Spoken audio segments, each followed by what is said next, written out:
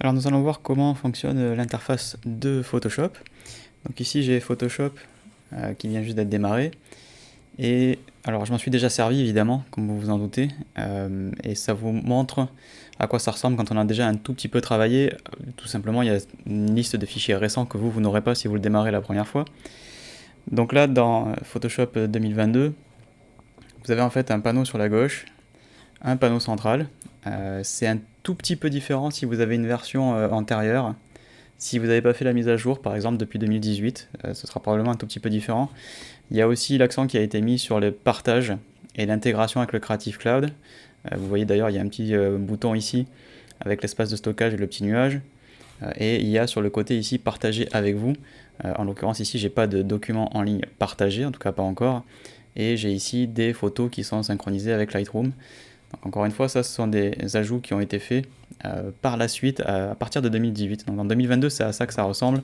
Si vous regardez cette formation avec une version ultérieure, par exemple celle qui va sortir fin 2022, donc qui va s'appeler 2023 du coup, il est très probable que ce soit quasiment la même chose, quoi. Donc parmi les choses que vous pouvez changer, c'est l'affichage des miniatures. Donc, par exemple ici, quand je clique, j'ai l'affichage des miniatures qui s'affiche, ou par liste. Moi j'aime bien avoir par liste, quoi. Donc vous allez trouver aussi et surtout, et c'est ce qui va nous intéresser, le bouton pour créer un nouveau fichier. Donc quand on clique sur nouveau fichier, on a cette boîte de dialogue qui est redimensionnable, comme vous le voyez, et qui m'affiche la fenêtre de création d'un nouveau document avec toute une série de ce qu'on appelle les templates, donc des modèles pour créer des documents. Donc ils sont classés en différentes familles, photos, impression, illustration, web, mobile, film et vidéo, puisque Photoshop est capable de faire du montage vidéo. C'est pas fait pour remplacer Premiere bien entendu, mais en tout cas on peut en faire. Et on a les modèles qu'on peut enregistrer soi-même. Donc ici dans récent, je vais avoir, comme son nom l'indique, tous les documents qui sont récents. Donc par exemple si je veux partir sur un format A4, on va aller tout bêtement chercher illustration. Et vous voyez que ici j'ai affiché plus de paramètres prédéfinis, si jamais vous ne les avez pas tous, ou impression pour aller chercher en l'occurrence ici le format A4.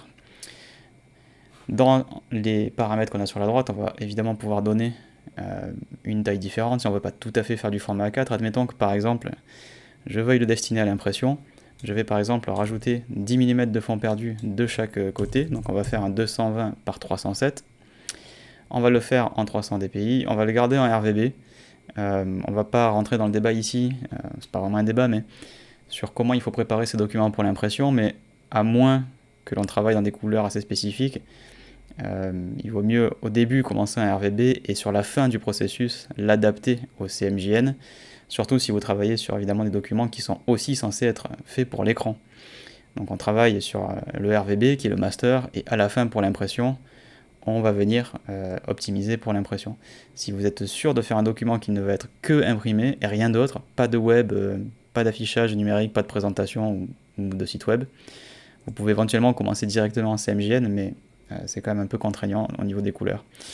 Dans les options avancées, vous voyez, elles sont repliées, enfin ici elles sont dépliées par défaut, vous pouvez les replier, et on va avoir le profil colorimétrique, le plus passe-partout, pareil, je vous conseille de regarder les annexes pour ça, mais on va prendre l'Adobe RGB, évidemment des pixels carrés, puisque il y a quasiment plus personne qui travaille avec des périphériques ou des formats qui ne sont pas en pixels carrés.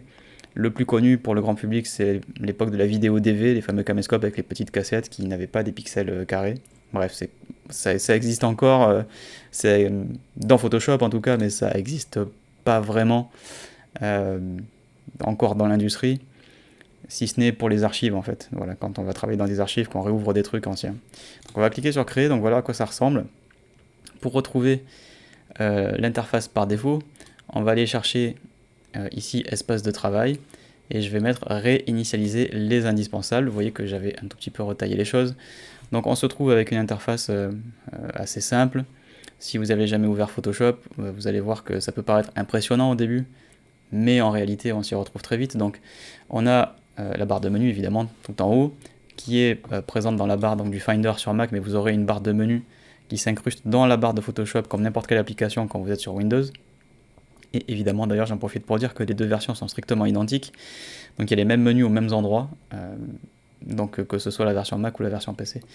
Vous aurez sur la gauche la fameuse boîte à outils de Photoshop qui est devenue assez célèbre et qui existait à l'époque avant Photoshop CS6, si mes souvenirs sont bons, donc ça commence à remonter quand même. Elle existait au format de 2 colonnes comme ça. Pourquoi? Parce qu'il n'y avait pas assez de résolution en hauteur pour faire rentrer tous les outils. Vous voyez que là maintenant j'ai plein d'espace. Évidemment, je suis sur un écran ici sur Mac, donc c'est un écran 4K. Et en Retina, ça fait une interface qui fait un équivalent de voilà, 5000 pixels de large sur 2880 ou quelque chose comme ça, pixels de haut. Donc c'est quand même assez monstrueux.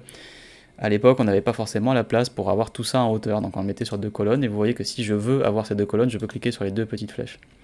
On a ensuite une barre horizontale en haut, qui peut être assimilée d'ailleurs à une boîte à outils, on peut dire la même chose, mais en réalité c'est une boîte d'options contextuelles. Donc en gros, quand je change d'outil, vous voyez que les options de cette barre changent. Là, le pinceau n'a pas les mêmes options que le tampon, que la plume, que le texte, que la loupe, etc. Donc ça, c'est les options contextuelles en haut. Et on va trouver sur la droite des panneaux. Alors on a tout plein de panneaux.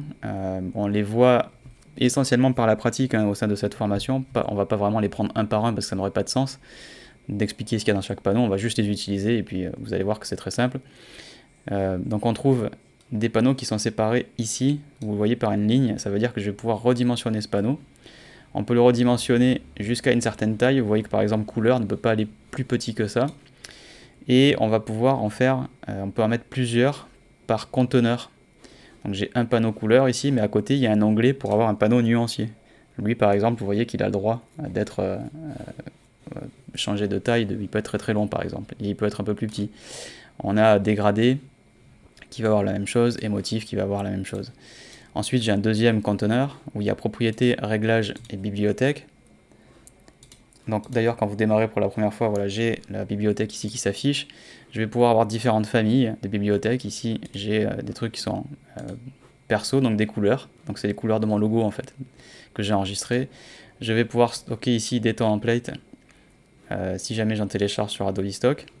Et vous pouvez en faire tant que vous voulez du coup des bibliothèques. Là par exemple j'ai un client et pour ce client je stocke les couleurs de sa carte graphique, des visuels qu'on a utilisés à l'agence pour faire ce qu'on appelle un livre blanc. Il y a son logo, voilà, donc il y a plein de choses qui ont été enregistrées dans cette bibliothèque. Et évidemment, si j'ai envie de faire le ménage, je ne suis pas obligé d'aller en ligne pour faire le ménage. Par exemple, ici, il y a mon logo qui n'a rien à faire dans le truc du client. Voilà, je peux cliquer sur annuler si j'ai fait une bêtise. Je peux évidemment le déplacer. Donc si j'ai envie de mettre déplacer vert, je vais lui dire, bah en fait, ça n'a rien à voir avec Value Games. Ça a à voir avec Julien Ponce. Donc on prend les éléments, un petit clic droit, déplacer, et vous voyez qu'on peut faire le ménage sans aucun problème. Donc ça c'est cool. Et on a un troisième bloc, troisième ensemble de panneaux, donc un dernier conteneur, calque, couche et tracé, qui est très très important évidemment. Les calques dans Photoshop, c'est un peu le nerf de la guerre, que l'on peut aussi retailler, les couches pareil, les tracés pareil. On va voir tout ça par la pratique bien sûr. Il y a une propriété ici qui est lui aussi contextuel, c'est-à-dire si je clique sur, ici j'ai qu'un document avec un seul arrière-plan et j'ai pas de calque, donc il y a ça qui s'affiche, mais dès que je vais cliquer sur autre chose de plus contextuel, si par exemple je fais un masque, vous voyez que propriété il change, il s'appelle masque. Si je fais un calque de réglage, par exemple luminosité contraste, vous voyez que propriété change aussi. Donc bien entendu on peut personnaliser tout ça. Donc ce qu'on peut faire c'est changer l'ordre, on peut dire par exemple l'ordre des panneaux je veux dire, donc on peut mettre le calque, on peut les mettre avec le conteneur de propriété, ou on peut le faire sur son propre conteneur, donc en gros quand on clique on glisse, on peut le glisser ici, on voit qu'on a une ligne bleue, donc hop maintenant il est à part dans son propre conteneur, donc j'ai 4 conteneurs, je peux le sortir complètement de l'interface, je peux lui changer sa taille, et je peux aussi faire une icône, vous voyez qu'ici on a une sorte de barre repliée. Quand on clique, on a des panneaux qui sortent, panneaux qui peuvent eux aussi être sortis, être mis ailleurs, par exemple sur un truc à part, commentaire, pareil, je peux le sortir complètement, bref, on peut vraiment tout arranger.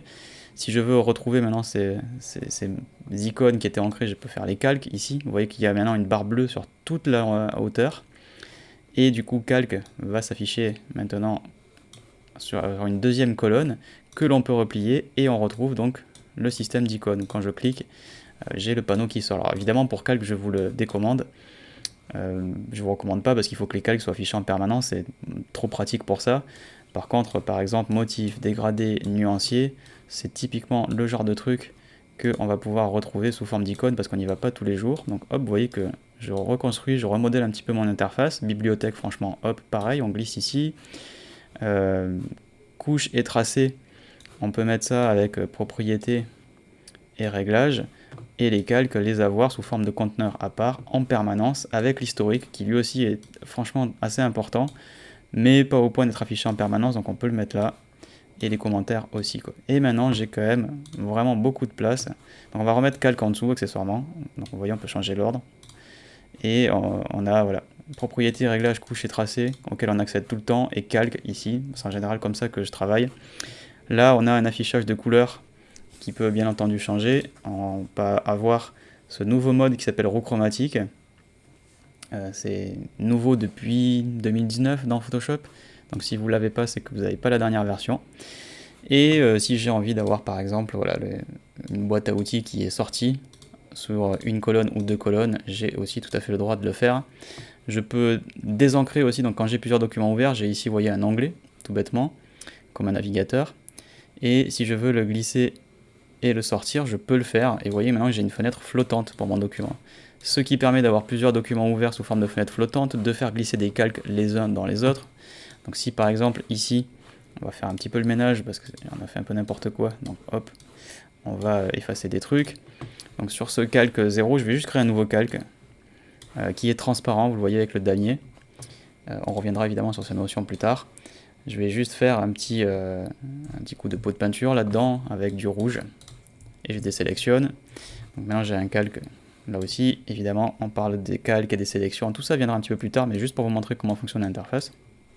On va créer un nouveau document, fichier nouveau, et on va chercher par exemple une image en Full HD 1920-1080. Donc vous voyez que la fenêtre est flottante, mais elle dispose maintenant de 2 onglets. Je peux très bien là aussi sortir l'onglet, et j'ai maintenant 2 fenêtres flottantes. Et ce que je peux faire, c'est quand je clique sur celle-ci, donc vous voyez qu'à chaque fois le panneau calque se met à jour. Sur celle-ci, il y a un calque où j'ai fait mon rectangle rouge, et sur celle-ci, il n'y a rien. Et donc ce que je peux faire, c'est dire par exemple ce calque 1, hop, je le glisse sur la fenêtre de là-bas, et boum, vous voyez que mon calque a été transféré dans un autre document. Donc on peut tout manipuler dans l'interface de Photoshop. Si on veut remettre le mode plein écran onglet, hop, on glisse, et vous voyez qu'on a la barre bleue autour, on lâche, et maintenant chaque onglet prendra tout l'écran. Si j'ai envie d'enregistrer cette disposition, j'ai ici, vous le voyez, une petite icône que l'on peut en fait retrouver dans espace de travail. Donc ce que j'ai dans l'icône, c'est ce que j'ai là. Et on va lui dire d'enregistrer cet espace de travail. Donc j'en ai déjà un qui s'appelle JP. Je vais faire un nouvel espace de travail, je vais l'appeler JP. Et donc ça va écraser mon ancien espace de travail.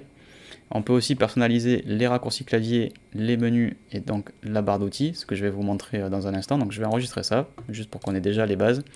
Et donc maintenant, si je prends un autre espace de travail, donc fenêtre, espace de travail, et qu'on va chercher, on va pas parler de 3D, donc là j'enregistre évidemment, c'est la version 2022. Au moment où j'enregistre cette vidéo, la 3D a été annoncée comme bientôt obsolète. Il n'y aura plus d'espace 3D dans Photoshop, puisque Adobe a fait l'acquisition de l'éditeur français de Substance, donc qui est un super logiciel pour texturer des assets en 3D et aussi les mettre en scène et les rendre, pas vraiment les modéliser, mais bref.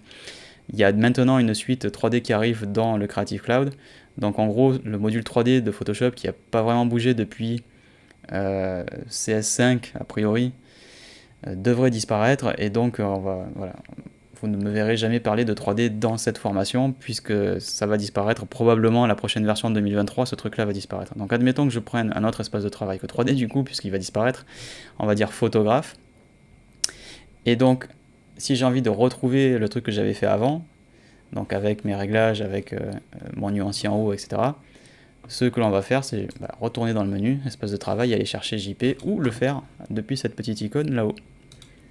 Et là, on peut dire JP, vous voyez que c'est un peu à part, et hop, je retrouve automatiquement tous mes panneaux exactement de la façon dont je les avais configurés. Donc voilà comment fonctionne l'interface par défaut, comment on bouge les panneaux, comment on personnalise les choses. Dans la vidéo suivante, je vais vous montrer que l'on peut aller encore un peu plus loin et personnaliser les raccourcis clavier, les menus qui sont là-haut, tous ces menus là, et aussi la boîte à outils qui est là sur la gauche.